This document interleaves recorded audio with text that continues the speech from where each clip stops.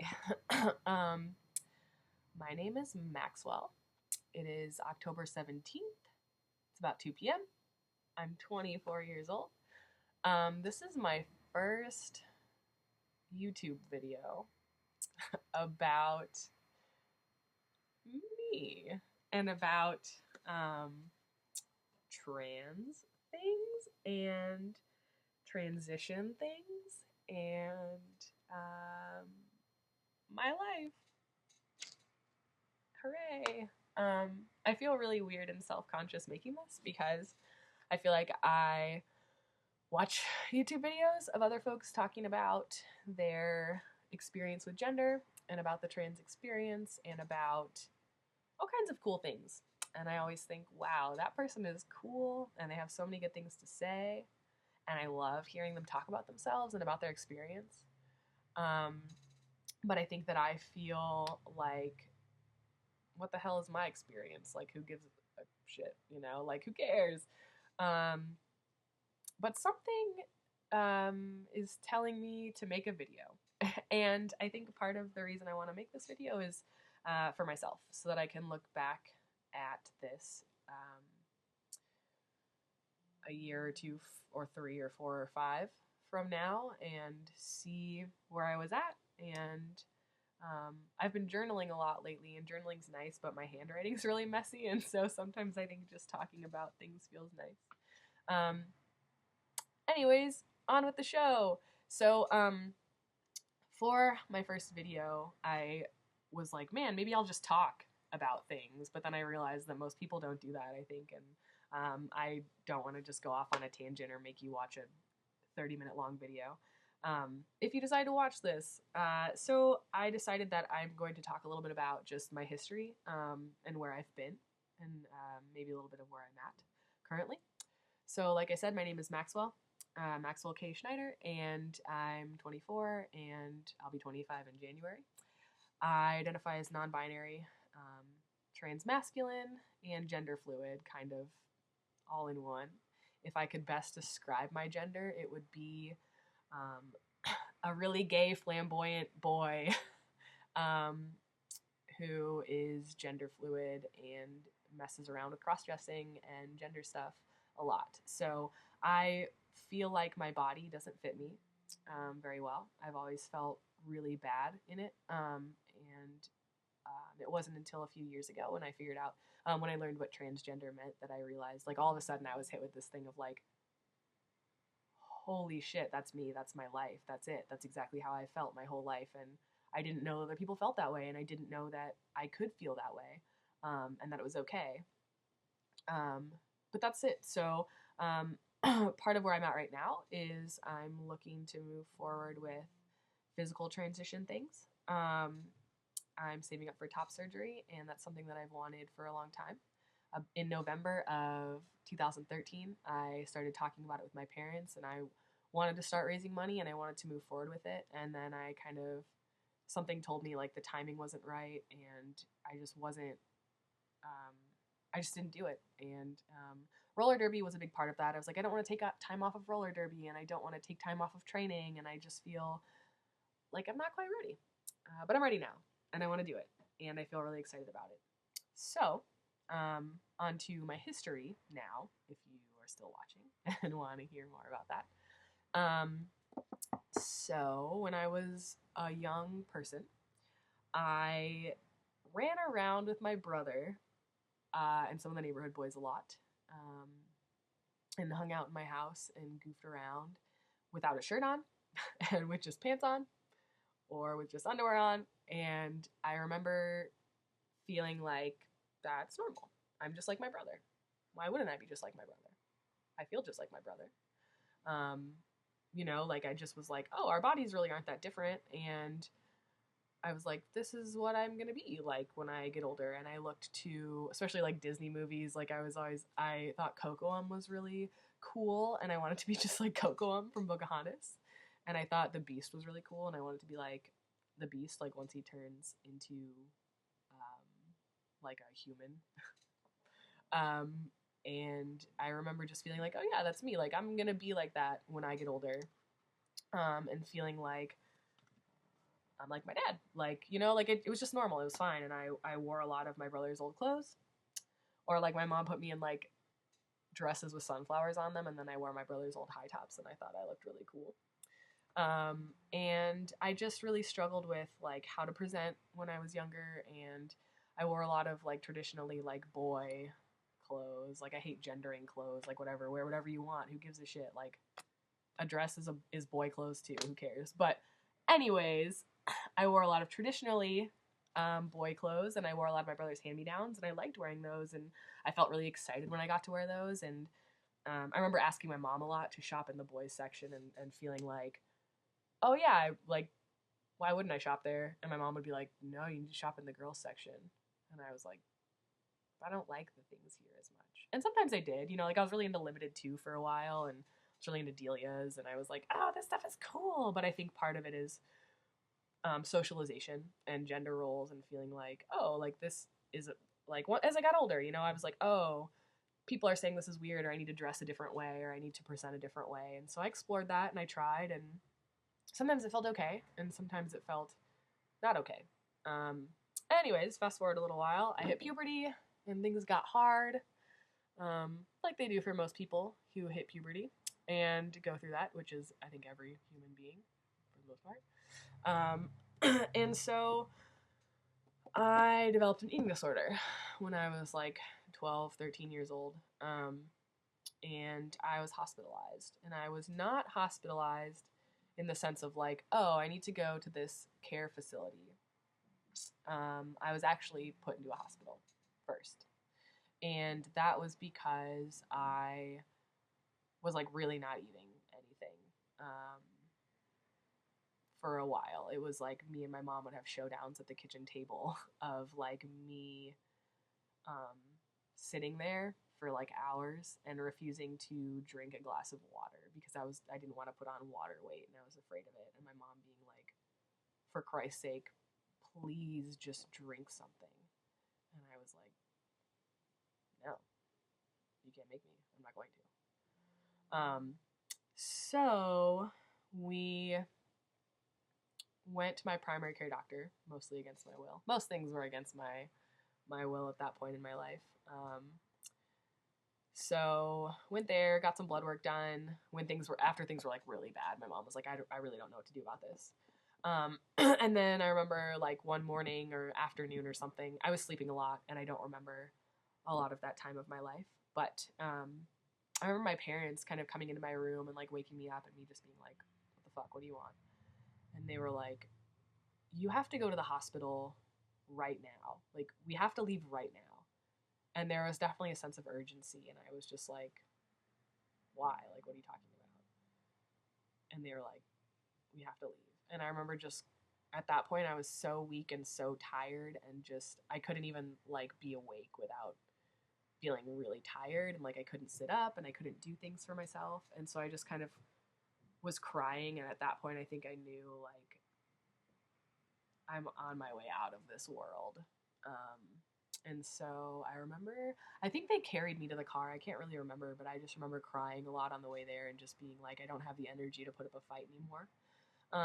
We went to the emergency room, or like something like that, and they basically immediately admitted me. They took some of my vitals, and they were like, Jesus Christ. And they put me in this bed, and they wrapped me in a lot of blankets. And I remember feeling like, I don't think that I'm cold. I don't know why you're wrapping me in all of these blankets. I don't know like what's going on. But I just remember laying there for a long time and kind of looking at my mom and kind of drifting in and out, and just being like, I'm just a body. I'm just a sack of potatoes, and I can't do anything. And anyways, then I woke up, and I was in the hospital, and I had IVs in my arm, and people were coming in to ask me questions and talk to me and be like, do you realize you have an eating disorder? Do you realize that you're dying? Do you realize like all this stuff? And I just was like, no, I don't care. I don't care about any of this. I don't care about you. I don't want to be here. Like, I was like, this is stupid. Just let me die. I don't care. And so then, yeah, they made it so they were like, yeah, you're hooked up to this IV, and you're actually not allowed to get up and down because your heart you'll have a heart attack, or it will fail you if you are getting up and down a lot. And so I was on exercise restrictions. So I was laying in a hospital bed for like a week or 4 days, or I don't remember how long. and I wasn't allowed to get out of it. And so one of the most mortifying things was this nurse would come in and she would like have to sponge bath me, and I just was always like, ew, I have to like, you're like looking at my body and I don't want anyone to see my body and I don't want to see my body, and I don't even know you and you're like touching me and giving me this bath and it's weird, and also like my mom's trying to help so that you don't have to be around, but I don't want her around either, and this is just like hard. Um, and I had to pee into a thing, but I wasn't really peeing at the time either. I was like so dehydrated that I wasn't peeing, and I like definitely wasn't pooping. Sorry, this is so graphic. So then I got out of there because they were like, well, we can't keep you in the hospital forever. You're at least not going to die anymore. So let's take you somewhere where you can get the psychological care that you need. So they were going to put me somewhere where there was 24-hour care, where I would basically live there, and they would walk me through recovery stuff. But if I recall correctly, which I might not, but this is what I think happened, there were no beds available. It was another state too, so they were like, yeah, there's no beds available, so we have to send you kind of to the next best place. So they sent me to Laurelwood, which is now the Cleveland Center for Eating Disorders. And I did their partial hospitalization program. So what that meant was I was there Monday through Friday, like mostly all day. I would go home and I would sleep in my own bed, and I would be home on the weekends. But I was not in a place ever really through recovery where I was like, yeah, I want to get better. I was always just like, I don't want to get better. This is my thing. Like, this is what I want to do with my life.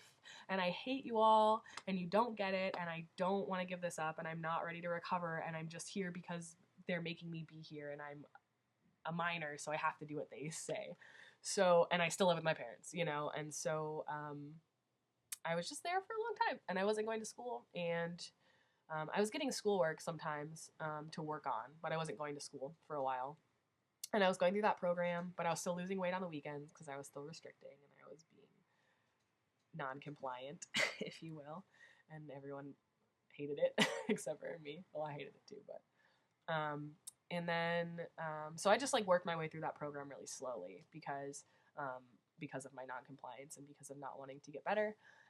But you know, when you're that age, you want privacy for yourself, and my family was not giving it to me, and people at treatment were not giving it to me because they were like, if we give you privacy, you're not gonna like follow through with things, and you're gonna die, and you're gonna be in a bad place, and like we're not okay with that. And I remember at one point my mom was like, I'm okay with you hating me, but I'm not okay with you dying. And so she was like, I'm okay being the rule enforcer and doing these things because if I don't do them, you're going to die, and if I just leave you to your own, you know, devices. So hell yeah, Mom, because you're great and you helped me survive, you know, when it was really hard for you, and when it hurt you, and when I was being an asshole, which I was a lot during that time. I smile because I'm just like, man, I can't even believe that was my life. But anyways, so I started going back to school. Sometimes I would go like in the morning, and then I would go to treatment in the afternoon, or vice versa. I would go to treatment in the morning and go to school in the afternoon, and started like slowly phasing my way back into school. They even made like an extended special program for me that they named after me, with my old name, of course, which I'm not going to talk about. But because they were like, well, you're just a special case. So did that, and then I moved into their intensive outpatient program where I was going in the evenings, and I was going to school more, and I was working on getting caught up with my schoolwork. Fortunately, everyone at my school was really cool, and a lot of my teachers were like, you know what, don't even worry about it because you're having a hard time, and so get caught up on some of this stuff, but like you don't have to do all the things because we get it, and you've been out for a few months, and that was awesome. I was taking a couple of college or high school prep classes though, so I remember I was taking like an algebra 2 or some sort of advanced math class with Mr. Sizz, and he was like, well, I can't give you high school credit unless you do all the work. So I remember he actually would set up some times with me to meet up, and I got caught up on all my math homework, which was cool, you know, hard but cool, and it gave me something to focus on while I was going through recovery and sitting at home feeling shitty a lot, and I wasn't allowed to walk around or hang out with my friends or anything. But my friends were really cool and supportive during that time. Most of the ones that were close with me, which was a handful of them, and there's a group of 4 of us that would sit in the counselor's office for lunch every day in the 8th grade because I had really bad social anxiety. I wasn't able to like sit in the cafeteria and eat food or anything. I was like, no, this feels terrible. So I just ate lunch in the counselor's office every day, and my friends were with me. I hid a lot of my food. I didn't eat a lot of it during that time. I was really non-compliant. I had a really hard time with it. So anyways, flash forward a little bit. Carried my eating disorder with me through high school, and I just had really disordered behaviors and patterns, and I did my best to kind of hide it because I was like, I don't want to go back to that place, and I don't want my parents to monitor me all the time, and I just want to be a teenager and have my space and like live my life, and I'm trying to figure out who I am, and it's really hard, and everything feels bad. My body feels bad. And I dissociated a lot during that time, and I was not super in touch with myself or with my surroundings or with what I wanted, or I had a really hard time. I struggled a lot, and I carried that stuff with me. And then I became an adult, and I moved out of my parents' house to go to college. And I was like, yes, finally I can engage in all of the unhealthy, terrible behaviors that I've been wanting to engage in for the past 4.5 years that you didn't let me do because I lived with you. And I moved out, and I relapsed super hard because I tried to do all that stuff, and then I did, and then it was really awful and unhealthy, and I didn't know how to regulate myself or be a human. And yeah, and then like 4.5, 5 years ago, 4 years ago, I was like in a really bad, low place, and I was really unhealthy. And I started working at the metro parks as a naturalist with, I had an internship. And with the things that were going on at the time with my eating disorder, it was really not compatible with the work that I was doing, and I was finding it I was really unable to do a good job at that job, and be in the public spotlight when I was just feeling so bad about myself. I thought about suicide like every day. I felt awful. I was in a really unhealthy place, and I remember just being like, one day, I can't remember, I was like talking to people on the internet or something, and I figured out what Tumblr was, and I started like following some people who I thought were kind of inspirational and kind of cool, and I started to realize that like I wasn't empowering myself, and I wasn't taking control of my life in the way that I thought that I was. Like, eating disorders are about control a lot of the time. You're like, oh yeah, when I have this thing, like I'm in control of this, and I get to do these things, and they make me feel like I'm in control of something. But the bottom line was that I was not. I was spinning completely out of control. I wasn't in charge of my life. I wasn't in charge of my emotions. I couldn't manage relationships. I was in a really awful place. And I remember just being like, yeah, I'm actually not in charge. I'm miserable. I want to die all the time. I wish I was dead. I hate myself. And I was just like, you know what? Like, I'm young enough, and like I'm in a place where like if I don't want this to be my life, it doesn't have to be my life. And I think I just finally was like, I don't want this to be my life.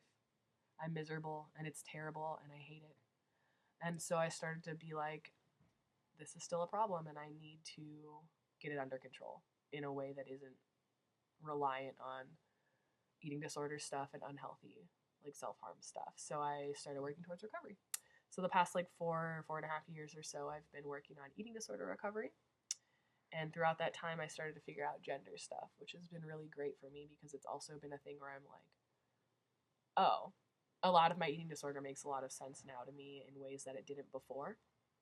Because I think like before, I was like, man, like my childhood was so good, and like things were fine, and my parents were awesome and supportive, and I always got really good grades, and I had like okay friends, like I got picked on once in a while, but like who doesn't, in elementary school or whatever. And nothing super traumatic happened to me, and I was just like, man, it's like weird. And then I started to realize like gender stuff actually played a huge role in the ways that I wanted to change my body and felt bad in my body and didn't know how to connect to it. And so yeah, so the last 4 years or so have just been a lot of self-exploration and figuring these things out about myself, and recognizing that I am gender non-conforming, and that I have a trans identity, and that I'm pretty fucking trans-masculine, and that's awesome, and I feel great about it, and I really love that part of myself, and I love all of the parts of myself that I'm getting to know and have been getting to know. So it's been like 20 minutes, and I'm so sorry this is so long, but that's sort of like a brief history of the Mack. And from here, I guess, these videos will look like me talking about my experience moving through the world and trying to work towards transition, and navigating the world as someone who doesn't fit the binary very well and who struggles with a lot of mental health stuff and is also very busy. And yeah, I wonder if anyone actually watched it to this point. If you did, comment or something and let me know, because that would be bananas. So yeah, so saving up for top surgery. I called like 5 different therapists, and I'm trying to get in with like a gender therapist type person to just work through some stuff and move forward with transition things. And I have been thinking about testosterone, which is interesting, and I don't know if and when I will do that, but I have been thinking about it. So that's cool. And made an appointment with my primary care doctor, but I don't get to see them until December, which sucks. And what else have I been doing? Called insurance about top surgery stuff. I would have to get things pre-approved. I think that seems like a tedious process, but could happen. I think that's it for now. So yeah, again, if you made it this far, kudos. Thanks for watching. I'll get another video up in the next week or so, hopefully. All right, see you later.